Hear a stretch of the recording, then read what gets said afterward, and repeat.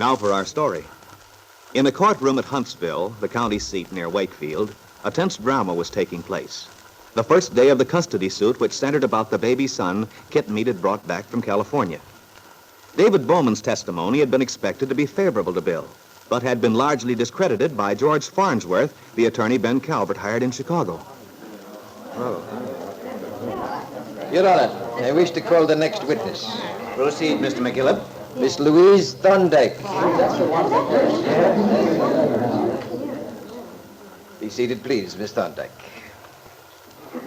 Raise your right hand, please. Do you solemnly swear to tell the truth, the whole truth, and nothing but the truth, so help you God?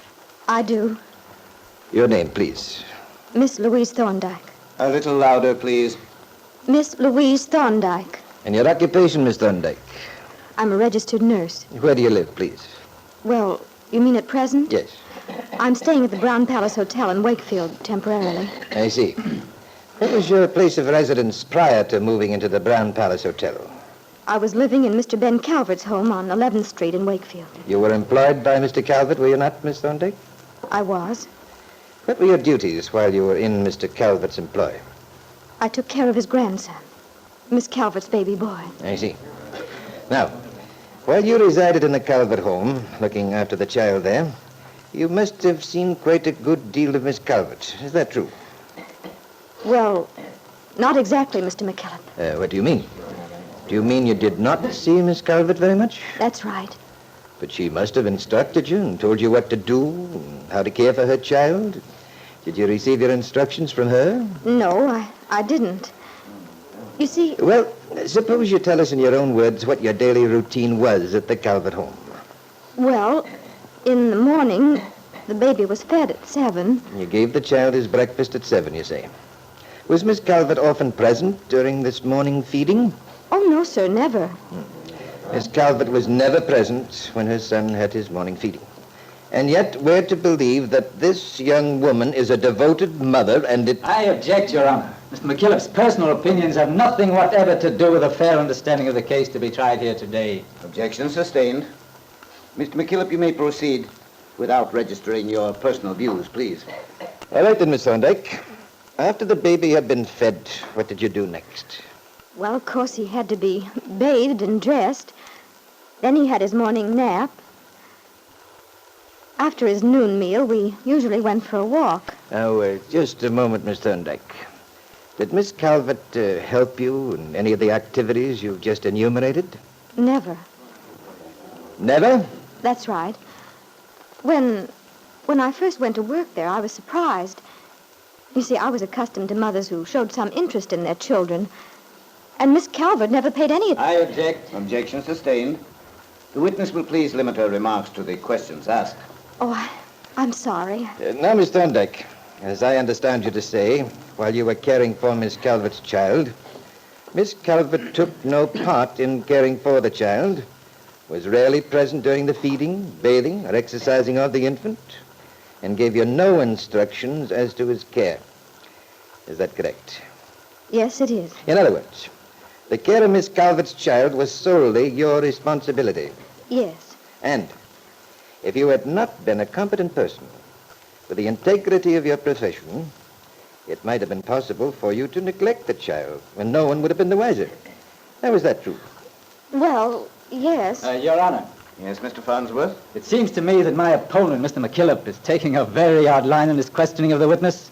I object strenuously to his method. After all, if a woman hires the best possible person available to take care of a child and checks that person's record carefully, she has a right to expect the person she's hired to do a good job. Mr. McKillop's prejudiced assumption is that a mother's failure to stand over a nurse and see that she's doing things properly constitutes neglect. Why, that's absurd and unfounded. Furthermore, this woman was paid to do certain work. What reason, then, would Miss Calvert have for doing it herself if she... Your Honor, the question before us is to decide whether or not the defendant is a loving mother, deserving of and fit to have custody of her son. I have demonstrated that she has shown not the slightest interest in her child. Whether she paid to have the work done or not, it is logical to assume that her failure to do so indicates a lack of the natural and maternal... I object. Assumption. Objection sustained. Miss McKillop, if you have further questions, you may proceed. Miss Thorndyke, I wish you tell the court in your own words of the conversation you overheard between Miss Calvert and her father, which impelled you to take the stand at my request today. I'd be glad to. It was about 2 months ago, after dinner. I'd been down in the kitchen preparing the baby's food for the following day. I was going along the hall. The door to Mr. Calvert's study was open. As I went by, Miss Calvert was talking in a clear voice which carried to me as I went past. What did she say, Miss Thorndyke? Try to remember the exact words. Miss Calvert said, "I wish to heaven I'd never had the child.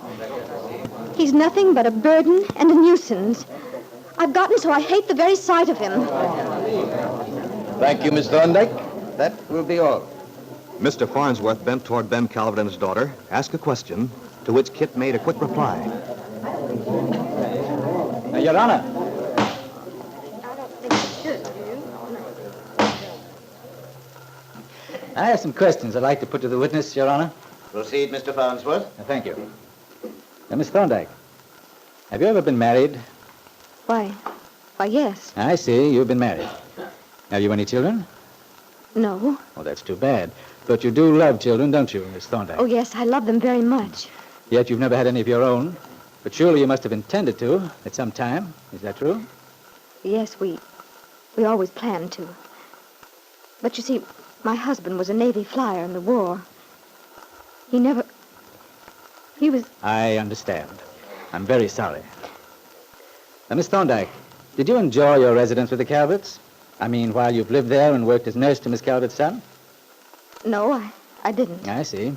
Now, why was that, Miss Thorndyke? Was it because you and Miss Calvert had several disagreements from time to time? Well, yes, we did have.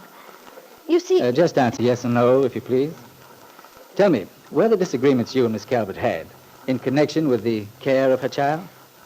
Well, yes, they were. Miss Calvert wanted to do things one way. You wanted to do them another.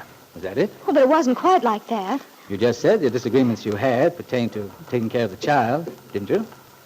Yes. I thought so. Then, in other words, your relationship with Miss Calvert was not a happy one from your standpoint. No, it wasn't. And yet you didn't resign until recently.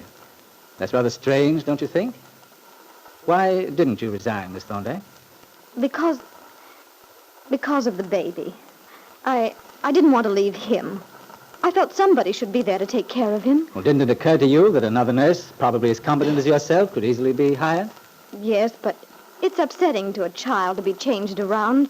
They get used to one person. I was afraid it would set him back.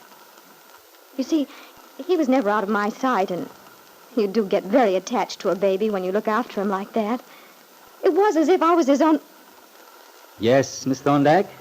What were you going to say? Nothing. Nothing, that's all. No, Miss Thorndyke, it isn't all. You started to say it was as if I were his own mother. And the reason for that is that you wished you were his mother.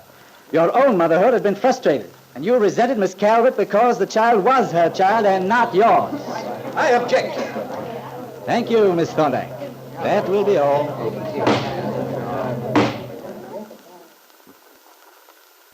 As Miss Thorndyke returned to her seat, looking drawn and disturbed, Aunt Mary and Lefty exchanged a worried look.